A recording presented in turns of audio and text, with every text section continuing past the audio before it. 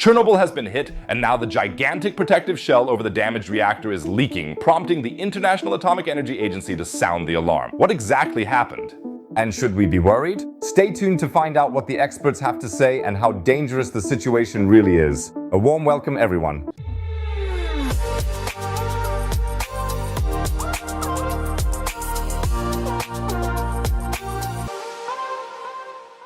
A drone attack, a massive explosion, fire, and holes in one of humanity's most imposing structures. But what sounds like a Hollywood blockbuster is bitter reality in Chernobyl. If you always want to stay informed about such explosive developments, scientific breakthroughs, and the most fascinating secrets of our planet, then go ahead and subscribe to the channel. Subscribing costs nothing. You'll never miss a video again, and you'll be helping me out. If you've already subscribed, giving the video a thumbs up really helps a lot. Maybe we can hit 5,000 likes? Thank you so much, everyone. Alright, now let's head to Chernobyl. On February 14th this year at around 2 a.m., a huge bang broke the silence over the exclusion zone. A drone attack had struck the massive protective shell of Reactor 4. This was the very reactor that caused the worst nuclear disaster in history in 1986. The International Atomic Energy Agency, or IAEA for short, confirmed the extent of the damage last Friday after thorough inspections. The protective shell can no longer fulfill its primary function, it is leaking. A statement from the Reuters news agency said, "The IAEA inspection mission has confirmed that the protective structure has lost its primary safety function, including its containment capability."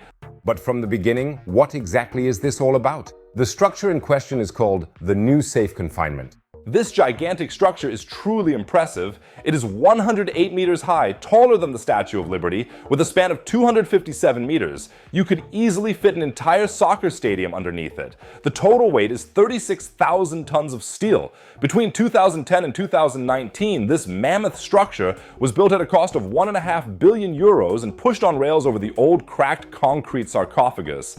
This old sarcophagus had been built in a hurry in 1986 after the meltdown, under extreme radiation exposure and with a planned lifespan of only about 30 years.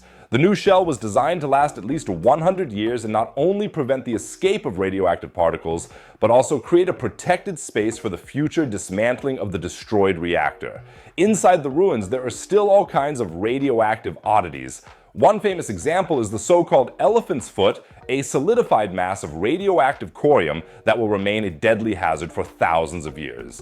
This bizarre formation was created from molten fuel, concrete, metal, and sand, all of which combined during the meltdown to form an extremely dense glass-like substance. In the first years after the disaster, even a brief stay near the elephant's foot would have resulted in a lethal dose of radiation. Today, although the radiation is lower, the elephant's foot remains an inaccessible, highly dangerous relic, a stark reminder of the forces that can be unleashed when a reactor goes out of control. It's certainly not a place for a Sunday outing, that's for sure. But now, let's turn to the attack itself. The device used is believed to be a Shahed 136 drone, an unmanned aerial vehicle, 3.5 meters long with a wingspan of 2.5 meters, equipped with a highly explosive warhead weighing between 50 and 90 kilograms. Ukraine holds Russia responsible for the attack. Moscow denies any involvement, but whatever exactly happened here, the consequences are anything but pleasant. The explosion tore holes in the outer cladding of the steel structure and caused a fire. The good news is that the massive load-bearing elements remained intact, as did the internal monitoring systems, so there is no immediate risk of collapse. The bad news is that the integrity of the new safe confinement has been significantly compromised. Moisture and condensation can now penetrate unhindered, which could accelerate the corrosion of the steel elements and jeopardize stability in the long term. Rafael Grossi, Director General of the IAEA, sums it up: "Initial temporary repairs have been made to the roof, but it remains essential to carry out a comprehensive renovation to prevent further deterioration of the structure." Now you may be thinking, wait a minute, a leaky protective shell over a damaged nuclear reactor, shouldn't we be starting to panic? Surprisingly, the answer is no, and there are good reasons for this. Jim Smith, an environmental scientist at the University of Portsmouth, told the BBC the biggest risk is the local stirring up of radioactive dust. Since the old concrete sarcophagus is still under the new shell, the immediate danger to the wider environment is low. In principle, the old concrete sarcophagus now serves as a kind of safety net.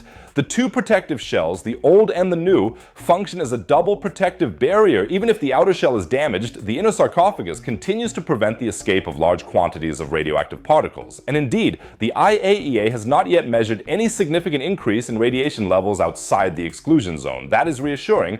Nevertheless, the situation is of course far from ideal. At the moment, however, there is no serious danger, but the emphasis is on at the moment, because without comprehensive repairs, the situation could deteriorate. The problem is not what is happening right now, but what could happen in the future.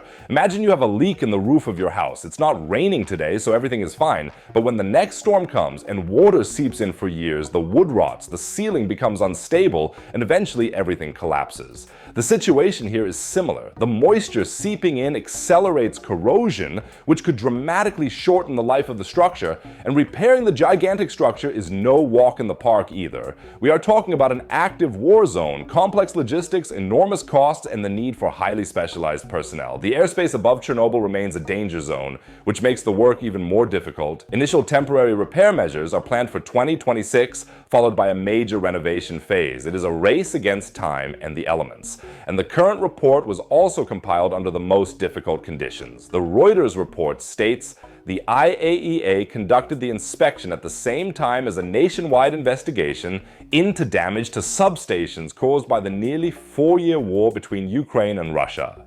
Yes, and the irony of the whole story is somehow bitter. Humanity builds a technical masterpiece designed to withstand earthquakes, storms, and extreme temperatures. But no one seriously thought about securing it against drone attacks. The engineers probably could not have imagined that their construction would one day be the target of military attacks.